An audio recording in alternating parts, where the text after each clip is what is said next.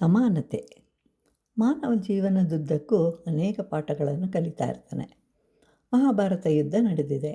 ರಣರಂಗದ ತುಂಬ ಹೆಣಗಳು, ರಕ್ತ, ಮಾಂಸ, ಕಣ್ಣೀರು, ಚೂರು ಚೂರಾದ ರಥಗಳು, ಮೃತಪಟ್ಟ ಆನೆ, ಕುದುರೆಗಳು, ವಿಧವೆಯರು ಎಲ್ಲರೂ ಕಾಣಿಸ್ತಾ ಇರ್ತಾರೆ.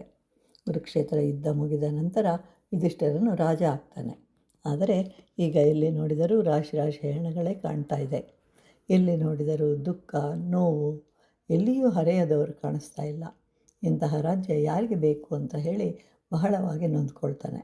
ಆಗ ಕೃಷ್ಣ ಅವನಿಗೆ ಸಾಂತ್ವನವನ್ನು ಹೇಳಿ ದ್ವಾರಕೆಗೆ ಹೋಗ್ತಾನೆ.